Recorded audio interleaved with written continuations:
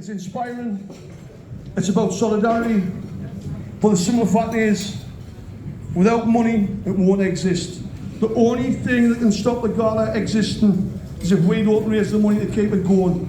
The miners haven't had a working member in Durham since 1993, but we've been able to keep it going through the support of the great people in this room and beyond. MPs, trade unionists, fellow supporters, right across the piece.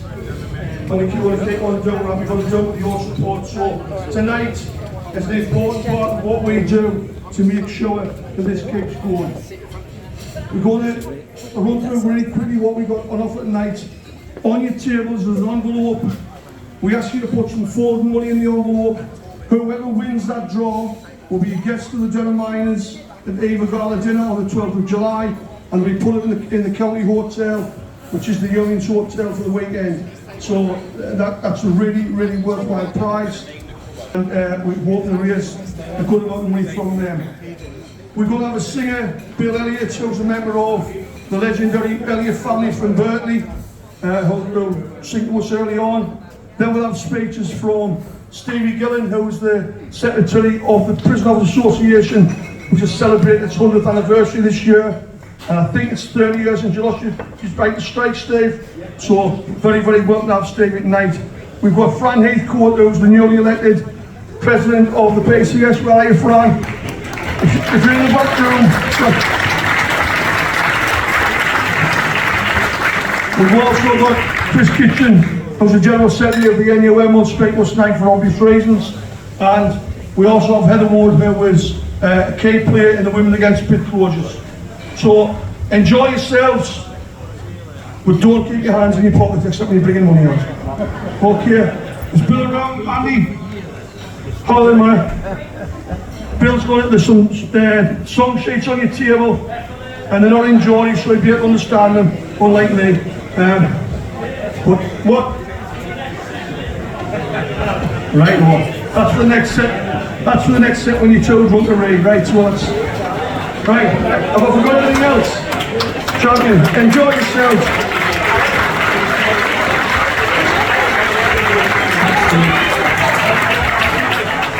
Thanks very much, Steve. Jowl, jowl and listen, lads, you'll hear that cold-faced walking. There's many a marrow missing, lads, because he wouldn't listen, lads. Now me father always used to say, it walks more than Ewan. You've got to coax the coals along and not be riving and chewing. So jowl, jowl and listen, lads, you'll hear that cold face walking. There's many a marrow missing, lads, because he wouldn't listen, lads. Now the deputy crossed from flat to flat, the putter rounds the chummins, and the man at the face must know his place, like a mother knows her young'uns. So jowl, jowl and listen, lads, you'll hear that cold face walking. There's many a marrow missing, lads, because he wouldn't listen, lads. Thank you.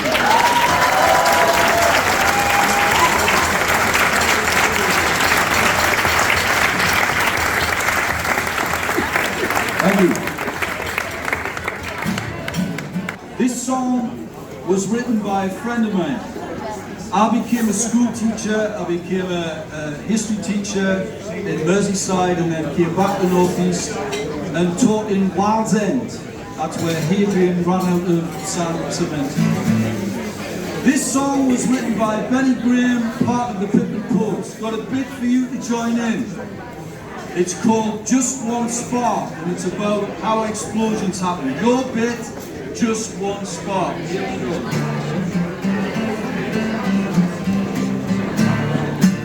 Deep on the ground where the cold seems like just one star. Far away from the sun and sky, just one spark. All your lads must sweat for pay, see their fun through another day. But I'm not can be blown away by just one spark. That's your bit.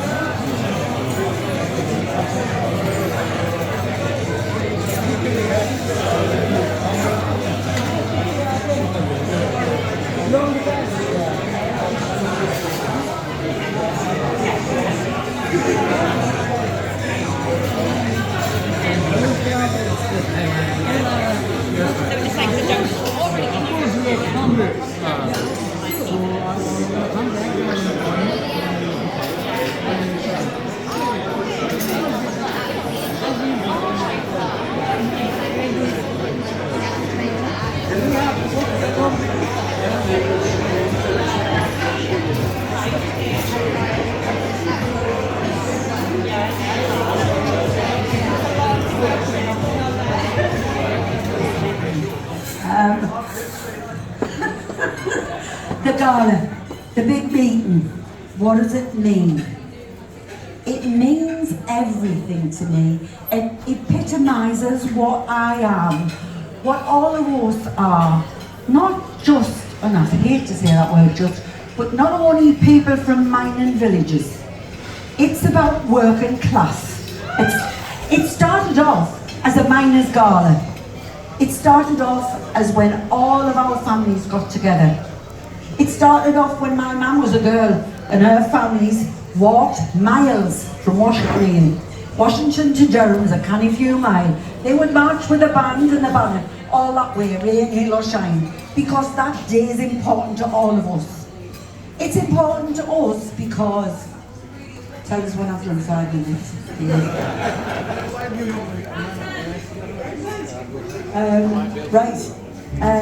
To me, I always say to people, there are 3 worlds in my life. Some people are here will have heard this before, but to me it's important.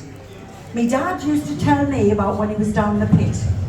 And for instance, I went down there when I was 11. I wouldn't go in the cage again, it was hell on earth.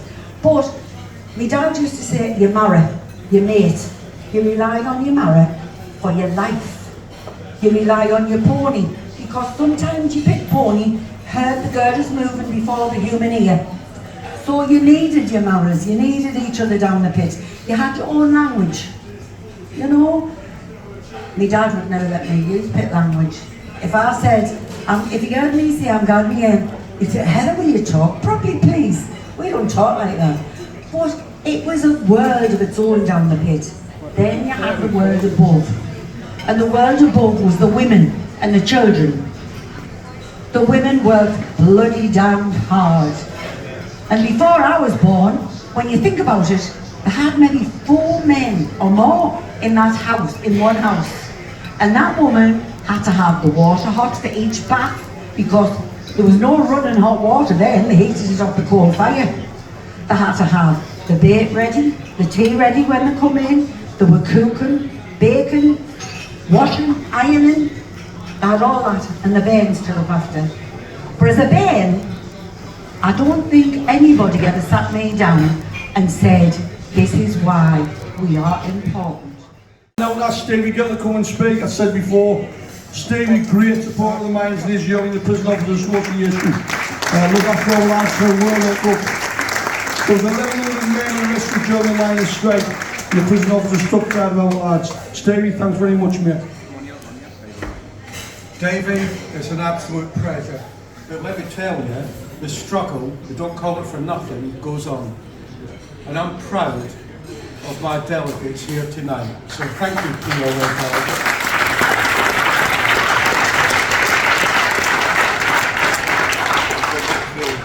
talk about, I want to mention trade unions such as the RMT.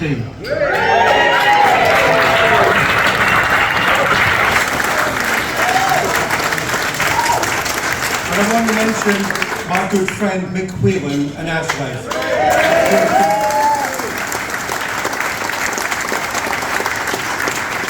You have defeated the MSLs. Congratulations, brothers and sisters. The BMA, teachers, nurses,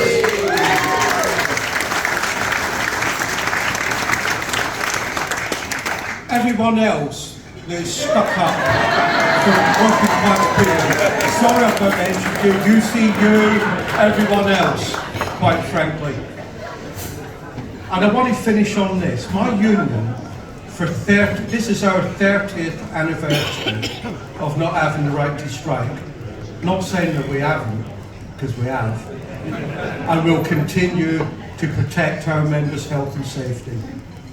But I also want, I see solicitors there, of course on that table, causing their ears, but the reality is, permanent injunction we've got against us. Contempt of court when we're found guilty, want to jail the leaders of this union. Let me tell you, no backward steps, the fight goes on.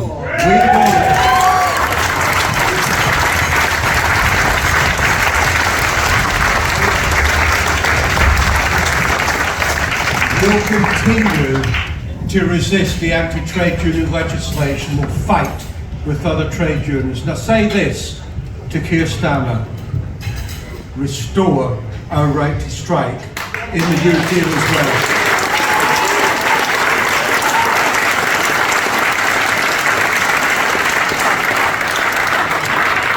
And you know me, when I give one final bit, there's another little bit.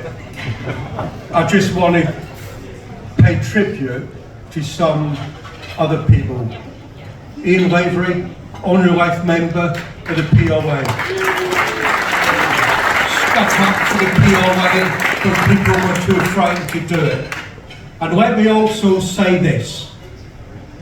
Andy MacDonald, Jeremy Corbyn, Diane Abbott, restore them back to their rightful place in the Labour Party.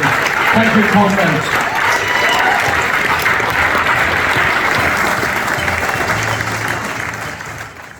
I had great times working with Mark Sawatney on the TOC General Council. When he first come on, everybody saying this guy's a loony.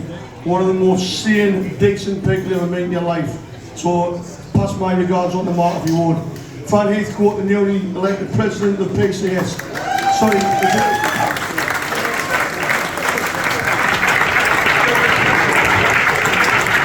At least I've got a new one this time. She's the General Secretary, not the President. Sorry, Fran. I never invited her conference, will I? Thanks so much. And friends, what a great honour it is to be asked to take part in another Durham Miners event, this time in London. The gala attracted over 200,000 visitors last summer, and it was one of the biggest privileges of my life to be asked to address them as a speaker. And although based on a quick head count before I begin my remarks, there aren't quite hundreds of thousands here tonight, it's still great to see so many friends and comrades. I'm immensely proud of the long-standing support that PCS has given the gala over the years. Many of our members make the annual pilgrimage every single summer, and we've donated funds to ensure that this great celebration of working class culture can survive and can thrive. And what a pivotal moment this is for our class. Having been battered by austerity, a cost of living crisis, and now a recession, it's no wonder so many trade unionists have been taking action. Faced with millions of workers across the public and private sectors demanding better, what has been the government's response? The disgraceful minimum service level legislation. That legislation is about one thing and one thing only: restricting the right to strike and our members' ability to fight back against low pay and bad bosses. We know that because it is government legislation and because border force staff are directly employed by the government, they won't shy away from using it on our members who work there. And when they do, the impact will be unprecedented. Strikes are now required to have no impact on strike days, which for all intents and purposes is an outright ban on strike action. When we put that to the Home Office, their response that it wasn't their interpretation of the legislation. Pull the other one. I don't know what's harder to believe, that the response from the Home Office or the idea that the Princess of Wales has a burning passion for Adobe Photoshop Pro. We won't be taken for fools, and that is why we met with our solicitors Thompson's, and their view is that there is a potential infringement of Article 11 of the European Convention of Human Rights. And I'm pleased to tell you tonight that we have now taken our first steps towards a judicial review and have served a pre-action protocol to the Home Secretary.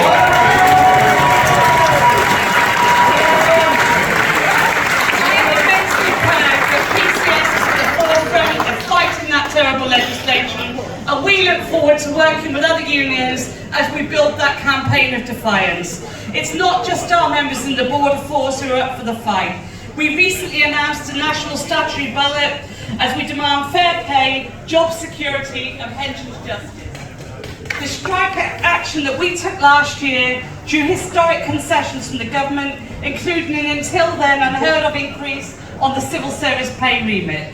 We were clear that if despite the gains our members were still being let down, we would ballot again. Our ballot opens on Monday, comrades.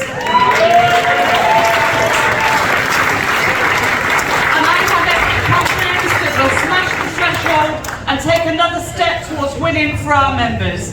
By the time the gala comes around in July, our campaign of industrial action may well be underway, and myself and everyone in PCS is more than up for the fight. And we've shown that we can win for members, and we can win for those that don't have a voice. The work of PCS in tackling this government's appalling treatment of asylum seekers and refugees is something that we are incredibly proud of.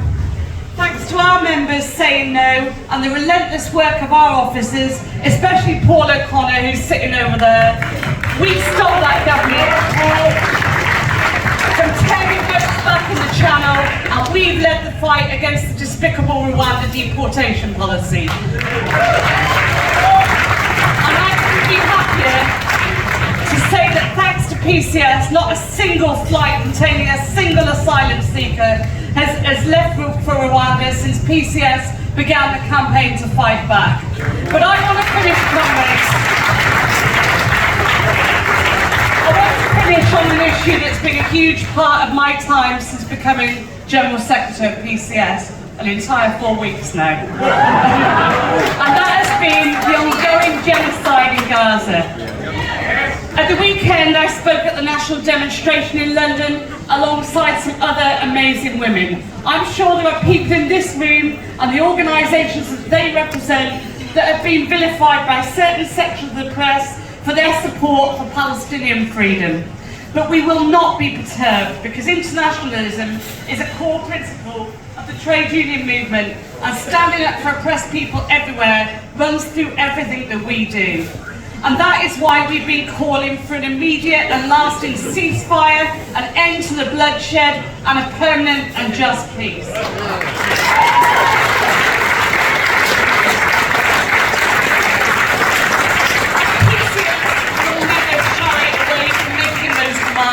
And in the face of the attacks from the press, I will never stop being that voice. They've attacked me, they've attacked Charlotte Church, they've attacked Zara Sultana, and they have attacked so many others.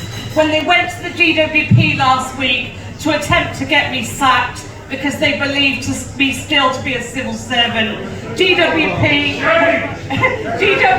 were as delighted as I was to inform them that they were a month too late.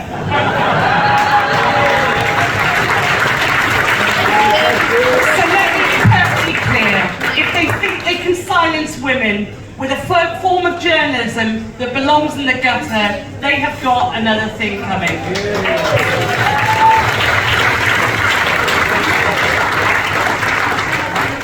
And our movement certainly won't be taking any lectures from disgraced former Labour MPs sitting unelected in the House of Lords from telling us who we can and cannot support. That is for our members to decide. Friends, there are some massive challenges ahead of us in the year ahead, and I know that we will tackle these head on, as our movement always does. But the movement needs the gala as much as the gala needs the movement. So it is incumbent on all of us here tonight to campaign together, to stand together, to join together and continue to make that gala a massive success. Our strength is in our collective, and I cannot wait to see everybody in Durham in July. Thank you.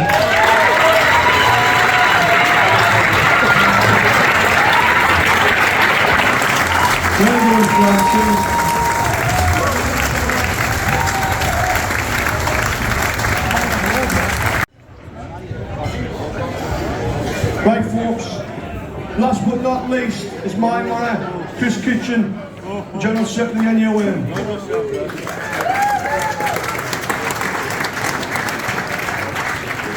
I am privileged today to be here to speak on behalf of the NUM, because that was Thatcher's failure number one. We're still here and she isn't.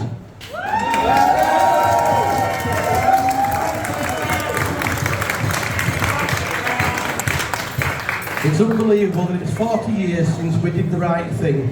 We went out on strike to support our comrades who were threatened with losing their jobs, to defend our communities and our way of life. The community spirit still exists in former mining communities, despite the decimation of the communities themselves. And you will see over the next 12 months, local groups banding together to show that the community spirit still exists as they commemorate the 40th anniversary of the strike. But we still have some unfinished business. We still need an inquiry into Orgreave. We need an inquiry into the policing of the miners' strike up and down the country.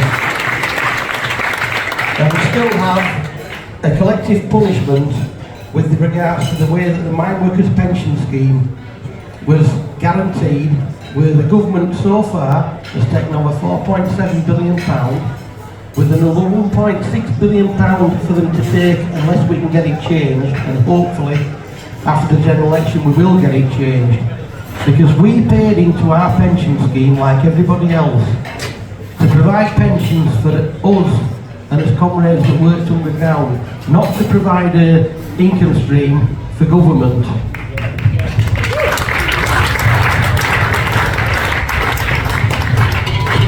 As I said earlier on, solidarity is our strength.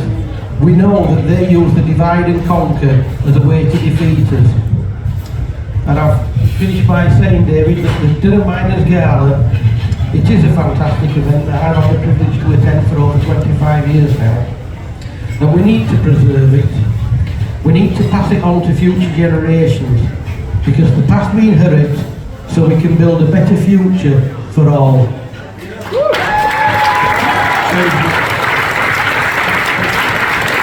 Thank you very much.